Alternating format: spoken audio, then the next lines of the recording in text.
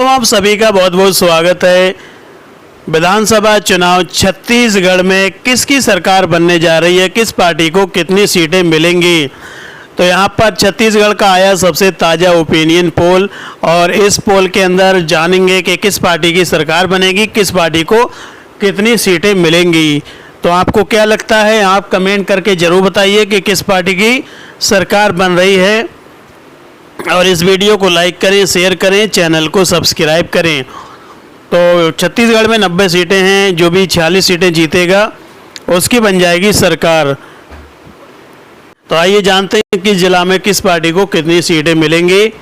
तो बात करेंगे बालोद में, यहाँ पर 3 सीटें हैं और ये तीनों कांग्रेस के खाते में जाती हुई दिखाई दे रही हैं। वहीं बालोद बाज़ार में 4 सीटें हैं, 2 कांग्रेस ले रही है, 2 बीजेपी के खाते में जा रही हैं। वहीं बलरामपुर में 2 सीटें हैं, 2 कांग्रेस ले रही है। बात करेंगे बस्तर में 3 सीटें हैं, 2 कांग्रेस के खाते में जा रही हैं तो 1 बीजेपी के खाते में जा रही है। वहीं बेमेतरा में 3 सीटें हैं, तीनों कांग्रेस ले रही है। बीजापुर में 1 सीट है, 1 कांग्रेस के खाते में जा रही है। बिलासपुर में 7 सीटें हैं, 5 कांग्रेस के खाते में जा रही हैं। वहीं 2 सीटें बीजेपी के खाते में जा रही हैं। दंतेवाड़ा में 1 सीट है जो कि कांग्रेस ले रही है। और धमतरी में 3 सीटें हैं, 1 कांग्रेस ले रही है, 2 बीजेपी के खाते में जा रही हैं। वहीं दुर्ग में 6 सीटें हैं, 6 कांग्रेस के खाते में जा रही हैं। और गाजियाबंद में यहाँ पर 2 सीटें हैं, 2 कांग्रेस ले रही है। और चंपा में 6 सीटें हैं जिसमें 4 कांग्रेस के खाते में जाती हुई दिखाई दे रही हैं। वहीं 2 सीटें बीजेपी के खाते में जा रही हैं। जसपुर में 3 सीटें हैं, 1 कांग्रेस ले रही है, वहीं 2 सीटें बीजेपी के खाते में जा सकती हैं। वहीं कबीरधाम में 2 सीटें हैं, दोनों की दोनों कांग्रेस के खाते में जाती हुई दिखाई दे रही हैं। कोलागांव में 2 सीटें हैं, दोनों कांग्रेस के खाते में जा रही हैं।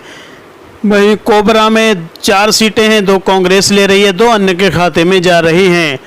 वहीं कोरिया में 2 सीटें हैं और 2 कांग्रेस के खाते में जा रही हैं। वहीं महासमुंद में 4 सीटें हैं, 2 कांग्रेस ले रही है, 2 बीजेपी के खाते में जा रही हैं। मुंगेली में 2 सीटें हैं, दोनों की दोनों कांग्रेस ले रही है। वहीं नारायणपुर में 1 सीट है जो कि कांग्रेस के खाते में जा सकती है। रायगढ़ में 5 सीटें हैं जो कि 4 कांग्रेस ले रही है, 1 बीजेपी के खाते में जा रही है। वहीं रायपुर में 7 सीटें हैं जिसमें 4 कांग्रेस ले रही है, 3 बीजेपी के खाते में जा रही हैं। वहीं राजनांदगांव में 6 सीटें हैं, 3 बीजेपी के खाते में जा रही हैं, 3 कांग्रेस के खाते में जा रही हैं। वहीं सुकमा में 1 सीट है जो कांग्रेस के खाते में जा रही है। वहीं सूरजगढ़ में 3 सीटें हैं, तीनों कांग्रेस ले रही है। वहीं सरगुजा में 3 सीटें हैं, तीनों कांग्रेस के खाते में जा रही हैं। कांकेर में 3 सीटें हैं, 2 कांग्रेस ले रही है, 1 बीजेपी के खाते में जा रही है। तो ये 90 सीटों का सर्वे हुआ पूरा। 90 में से 66 सीटें कांग्रेस ले रही है, वहीं 22 सीटें बीजेपी के खाते में जा रही हैं, 2 अन्य के खाते में जा रही हैं। तो इस तरह से कांग्रेस की सरकार बन रही है ओपिनियन पोल के हिसाब से। हालांकि ये चुनाव के बाद ही पता चलेगा कि किसकी सरकार बनेगी। तो आपको क्या लगता है, ये ओपिनियन पोल कितना सही है? अपने विचार कमेंट बॉक्स में लिखें। इस वीडियो को लाइक करें, शेयर करें, चैनल को सब्सक्राइब करें।